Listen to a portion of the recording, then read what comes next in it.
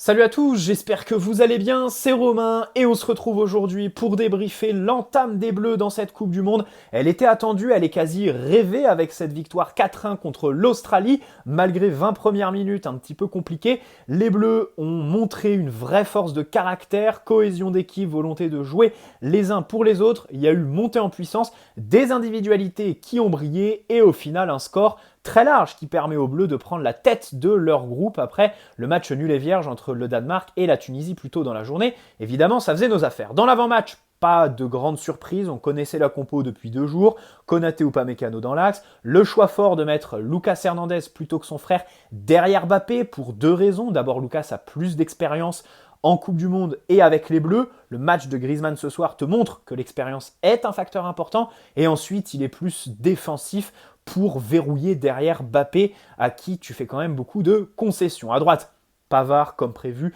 double pivot Tchouaméni, Adrien Rabiot. Même si on peut plus le voir, personnellement ce soir j'ai vu un 4-3-3 avec Tchouaméni point de basse, Rabiot relayeur gauche comme sur son jaillissement sur le but de Giroud le premier, et Griezmann en relayeur droit, un choix tactique très judicieux de la part de Didier Deschamps puisque son match, on va y revenir, est tout simplement extraordinaire. Et devant, Giroud, Dembélé, Mbappé, c'est évident, sur les côtés, c'est virevoltant. Malgré toutes les absences, cette équipe de France a de la gueule, des individualités incroyables. Je rappelle qu'on a sorti Lucas Hernandez pour la fusée, Théo, son frère, et Ousmane Dembélé pour Kingsley Coman.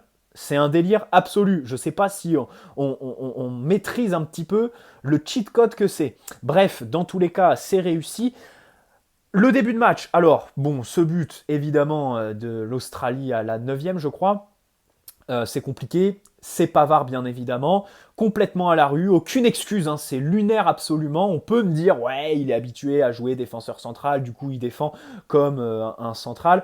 Écoutez, il a quand même de l'expérience à ce poste de latéral, et là, c'est un laxisme pas possible, c'est absolument dingue, tout simplement. Et c'est d'autant plus énervant quand on sait que on lui a fait confiance, enfin Deschamps n'a pas pris de latéral droit de métier, on va dire.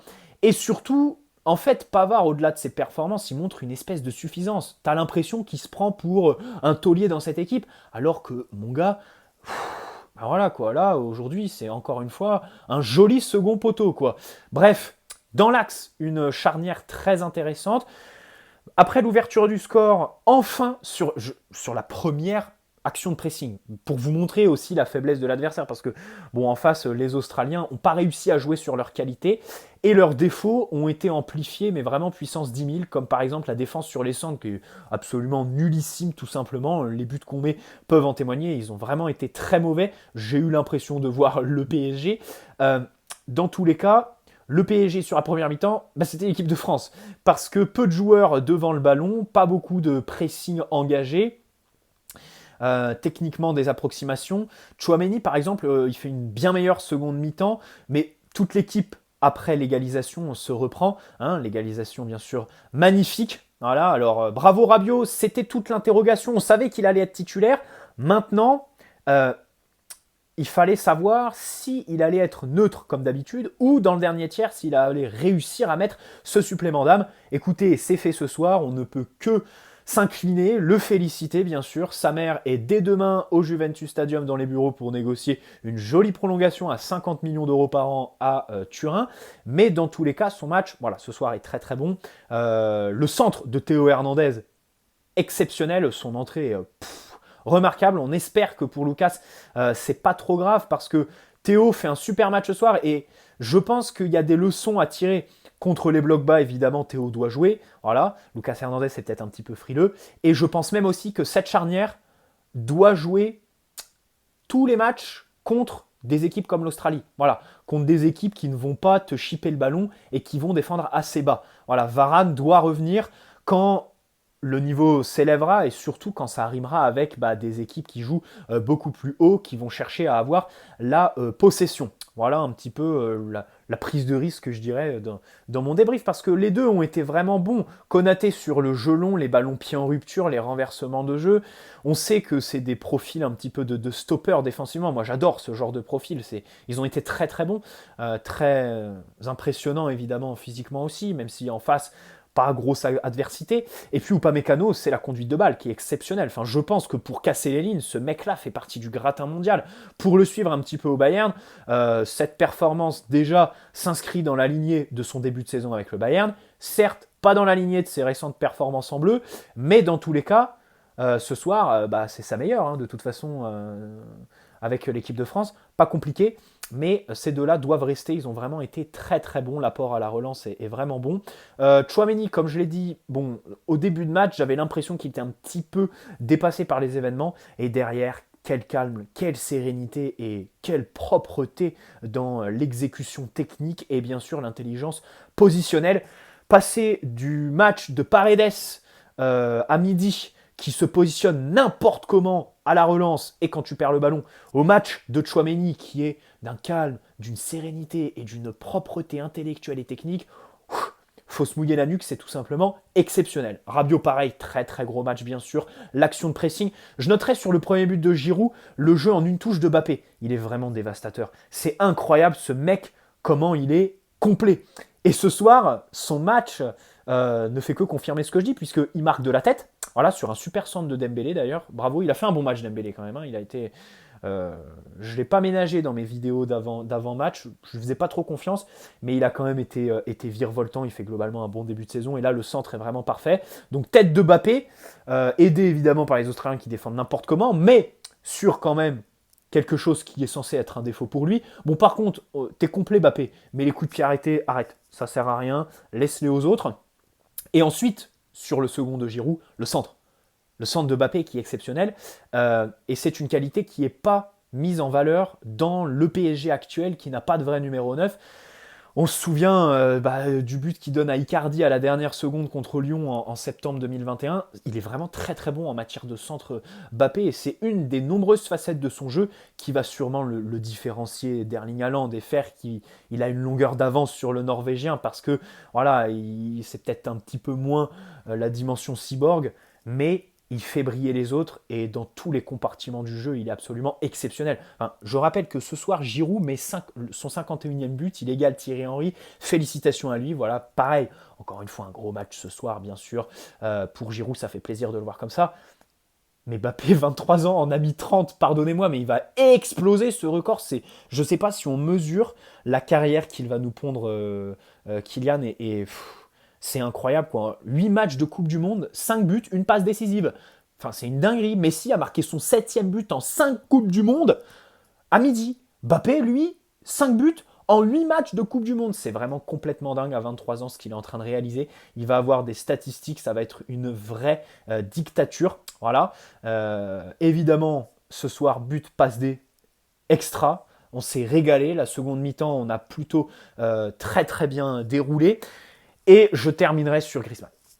Sur Griezmann, qui pour moi ce soir est homme du match. Ça peut se taper avec Rabiot, qui a un bon impact. Mais la montée en puissance, en fait. Et techniquement, le volume de jeu, le volume de course, l'intelligence, pareil, situationnelle, exceptionnelle. Et franchement, chapeau bas à Griezmann de à chaque fois élever le niveau en équipe de France. C'est extraordinaire. Comme je le disais en début de vidéo, sa performance te prouve qu'une fois de plus, sur un tournoi comme ça, l'expérience, c'est un facteur très important quand tu composes une liste, bien évidemment. Et ce soir, il l'a fait parler, quoi.